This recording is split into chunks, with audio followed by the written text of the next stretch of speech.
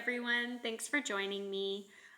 So today I want to talk to you about something kind of simple and probably won't even take too long. So I want to really talk to you about making things that we do achievable. So the reason that I'm bringing this to you is because um, a lot of the times when we talk about the things on our to-do list or things that we have going on in day-to-day life, it's so easy to feel overwhelmed by the things that just have to get done every single day. And I've had a lot of conversations with people recently, especially as we're getting back into school mode, whether it's, kids, I work with teenagers and children. And so some of these conversations are with kids about getting organized and staying organized and how to get, start the school year off right. And then with adults, it's how to get back into the routine of things now that the kids are back in school and they're not home for the summer. And a lot of these conversations are about organization and structure and feeling kind of so for some people they're feeling overwhelmed by just feeling kind of all over the place or not really knowing how to get structured. And for some people it's not so much overwhelm, it's just this feeling of wasted time. Like the day goes by and at the end of the day you look back and you're like, I don't even know what I did. Like I didn't achieve anything that I needed to do. It just felt like I just went through the motions, did things that I needed to do, but at the same time nothing really got done. So I've had a lot of conversations with people this week, but I mean, this is a regular conversation that I have with people, but I feel like this week I've had it a lot where it's really about breaking things down that are in front of you and making them more achievable. So for example, I was having a conversation with a teenager about her room and just looking around and seeing all the stuff that has not been cleaned or put away or tidied, and it's just kind of a disaster area. Well, one of the issues is that the idea of cleaning my room feels so overwhelming that it's just easier left avoided. If I don't know how to do it, I don't know where to start, I don't know what needs to get done, or I just don't know how to do it by myself, then I'm just not going to do it. So one of the things that her and I were talking about was how to make it, instead of saying I'm going to clean my room, it's I'm going to spend 5 minutes picking up the clothes that are on my floor, or I'm going to spend 5 minutes just picking up trash that needs to be thrown away, or I'm going to hang up the clean clothes and take the dirty clothes down to the laundry room, or something like that. So it's just breaking it down into very small, manageable tasks instead of it being this huge task. This room is just this one entity of all this stuff that needs to be done. And it's really intimidating to tackle this big thing that for some people that's overwhelming. You might be listening to this and thinking like, I don't understand why that's so overwhelming. Like just clean your room. But most people actually feel really overwhelmed by big tasks like that because they're not good at taking things and breaking them down and just starting somewhere. The starting point is so hard to find for some people, especially if you have any kind of difficulties with attention, ADD, ADHD, or any kind of issue that causes anxiety or just that feeling of overwhelm. It's really difficult. Or if you don't have any of those things, but you just have a lot going on in your life and things just kind of feel like there's some chaos, or you just have a lot of things that you are having to handle in life. And so something that might seem really easy most of your life just right now feels really difficult to tackle. And so I'm a list person. I love making to-do lists because it keeps me sane. If I have a lot on my mind, I feel like by writing it down and getting it out in bullet points, and it just takes it out of the swirl of my brain and it just puts it on paper. I can see it. It seems more doable. And then I can just find a starting point, or I can say, I got it all out, but I don't have to do any of this today. Tomorrow I'll tackle one of these, or today I'm just going to do one or two of these. So it's just creating systems. I mean, I feel like you've probably heard me say systems so many times in the 80, I don't know, 2 episodes that I've been doing this, because I believe in it. Like systems, structure, organization, it is so important. I mean, there's so much research behind being organized and how it helps you manage your life, your mood, your health, everything. If you don't have a plan, then it's really, really hard to be consistent with anything. It's hard to eat right. It's hard to exercise right. It's hard to take care of your health. It's hard to do your homework or your work or anything if you don't have plans. And I'm not saying that things have to be rigid, because that just doesn't work. But, certain things can be a little bit more structured or detailed or rigid than other things. But generally speaking, you just have to find something that works for you, whether it's written on your computer, on your phone, post-it, whatever. It doesn't matter. But I bet if you have things in your life that cause you stress, or you look around your house and the counter is messy or the laundry's not done or something, I bet you don't have a great plan for that. That's normal. Most of us just get caught up in the day-to-day and the busy, and we just don't have time. And so if we sit down and make a plan and set goals and schedules, then we just have to try to follow it. And this week alone, I've had people in counseling sessions. I'm like, get your phone out and make a list, or grab that pen and paper and write this down. And just by doing that, the immediate kind of initial thing is like, okay, I'm not as freaked out about it. Like, it's not just swirling in my head. I feel a little bit of relief. But then it's, okay, now I know what I need to tackle today. I know that when I leave here and I go home, all I have to do is this one task. Yeah, I might have 17 tasks on my big to-do list, but the today to-do list has just this one or two things, and I'm just going to take care of those. And that is a whole lot more successful than, I have all these things to do, I don't know where to start, so I'm just not going to do anything. So from a very basic level, being organized helps you get things done, and that is very important. From a more kind of emotional, deeper level, being organized, having structure helps you not live in this state of just anxiety, right? Of this feeling of being worked up, like I have these things heavy on my shoulders that I have to do. I can't seem to get to them. And now I feel bad about myself. And that is a very, very common side effect of not having systems in place and not having plans, is this feeling of, for some people, it's pretty severe. It's a self-loathing of like, I'm not good enough. I can't even take care of this stuff in my family.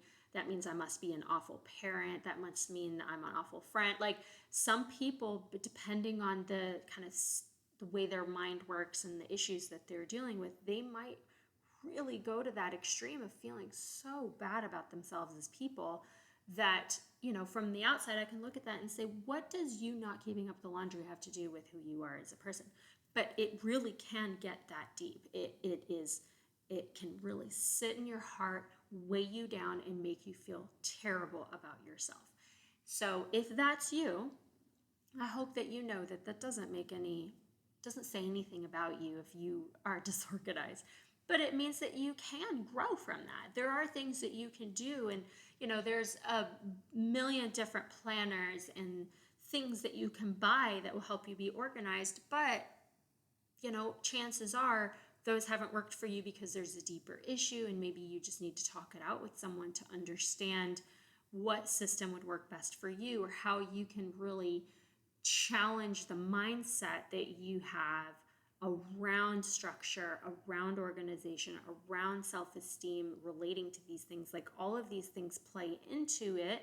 And it would be great if things were separated out, but honestly, like, everything affects everything in our lives, right? If you feel stressed about something over on this side of your life, it's going to affect something on the other side of your life. It's just how we operate.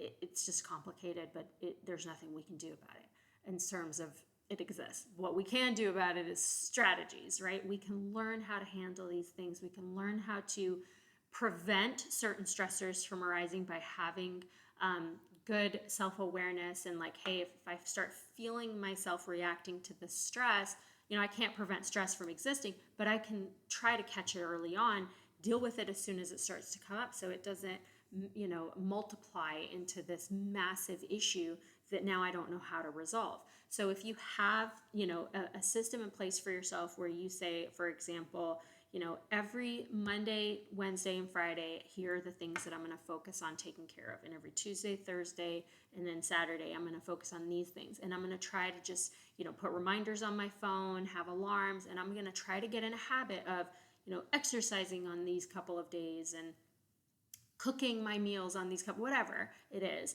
doing things in a system. Then you remove the need to find, I need to cook. When am I going to do that? I don't have time to do it. No, it's already built into the schedule. You've already looked at your week. You've already decided what days you're going to do what and what times you're going to do what. Now all you have to do is follow it.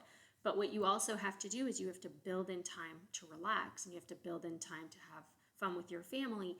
And there are some people that struggle with that piece because they think, if I have to write in my planner that I'm going to spend time with my family, then that feels really forced and I feel like a bad mom. Absolutely not. If you are being organized enough to plan your life, have all the important things written down, including time with your kids, then you are being the most responsible parent I can think of. You are being very, very good about prioritizing your time. You are being very good about taking into consideration all your responsibilities, because the alternative is you do nothing, or it's hit or miss what you get done, and then you feel so bad about yourself, or things are so chaotic at home that there is no quality time. So if you have to schedule quality time and that helps you achieve that, way to go. That makes you an amazing parent. I think that would be awesome. So don't beat yourself up because you need systems. And I know plenty of people that are very hard on themselves because they can't just autopilot through all these things without issues. Most people cannot autopilot. Most people have to have a system. And if you are stuck, I would be very confident in saying, I bet it's because you don't have a good system. It really is that simple. Now, I'm not telling you what system is going to be best for you because it's very subjective. However, there is a system out there for you, and it's probably not very complicated. It really probably is just about finding a way to organize yourself. And first, it starts with knowing what it is that you're trying to fit into your day. And if you can identify what it is that you need to do, then all you have to do is figure out where to plug it in.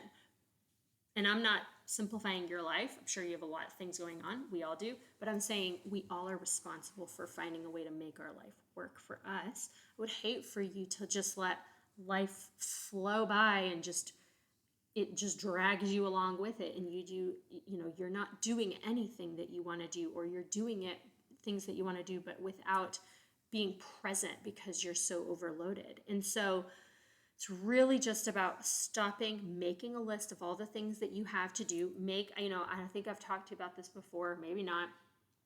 I have 2 lists that I work off of. I have a master list, which has everything that I possibly could need to do. And then I have the daily list, which I pull from that 2-3 things a day, and I focus on those things.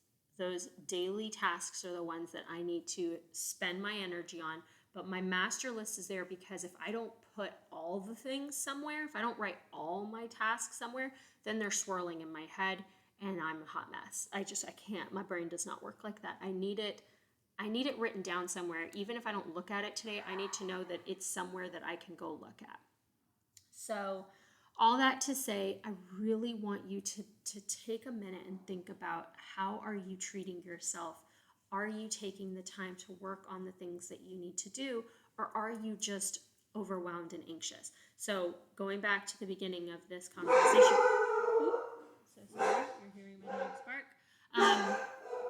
All that to say that you have to break things down. If you look around, just right now, wherever you are, hold on, I'm going to pause for a sec and wait for them to stop barking.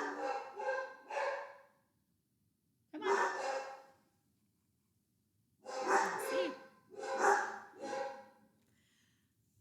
Okay, this happens a lot, doesn't it?